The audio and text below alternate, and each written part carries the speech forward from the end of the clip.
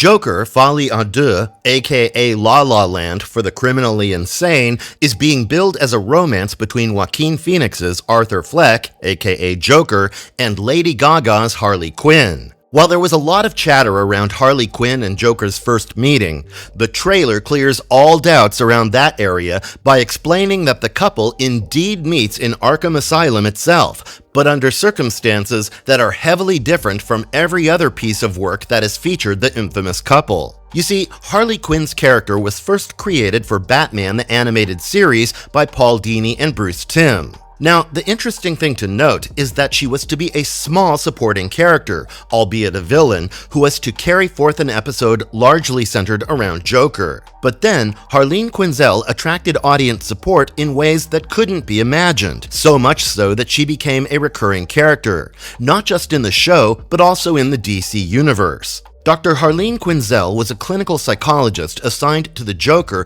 when he was at Arkham Asylum after being put there by Batman. Here, she started admiring the Joker, and it didn't take her long to get charmed by the clown prince of crime. Initially, she was sympathetic to Joker to a fault, but soon she fell in love with him and would do anything to please him. However, Joker only saw her as a pawn to be used whenever he felt like it. Dr. Quinzel's fall and Quinn's rise came about at Ace Chemicals, which left her for the worse as Joker's prime ally in his bidding.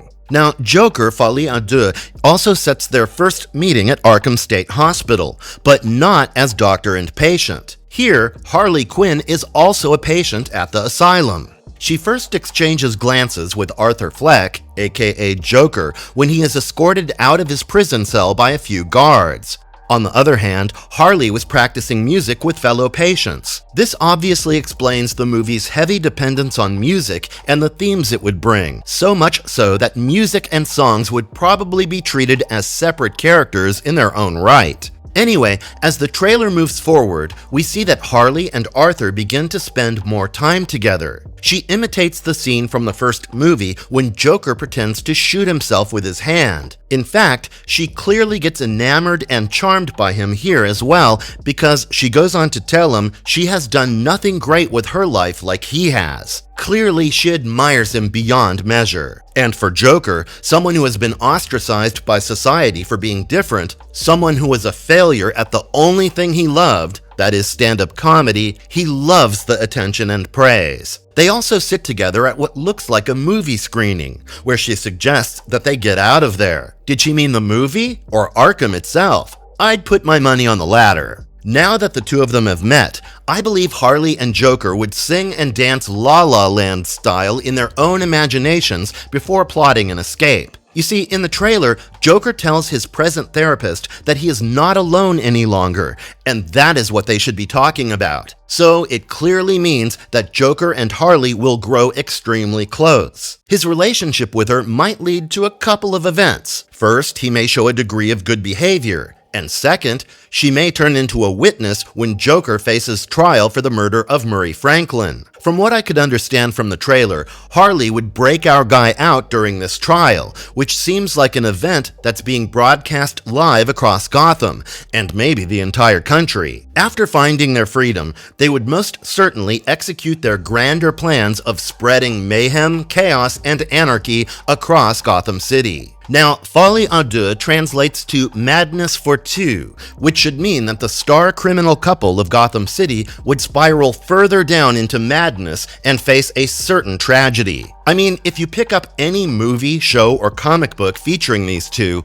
you'll note that Joker has almost always treated Harley as a pawn in his grander schemes. She loves him to a fault, and he uses it against her to make her do things that are vile, evil, and risky. Most of Harley's stories are her struggles to break free from her abusive relationship with Gotham's clown prince of crime. Now, that doesn't seem to be the case in Joker Folie à Deux. The two of them seem to be in love, and there is no sign of abuse. But that doesn't mean that these two will have a happy ending. Since this is an Elseworlds story, there's also a possibility that Arthur Fleck might not survive, an event that would lead to the birth of the Joker that we know, the same one who makes Batman's life a living hell. Now, there are two reasons why I'm drawing this conclusion. Firstly, there's no mention of Batman in the movie. In fact, very few regular DC characters seem to exist in the Joker universe. So Arthur Fleck might lead to the creation of a copycat in the form of the actual Joker. Secondly, this theory becomes more evident from the fact that in one of the scenes from the trailer,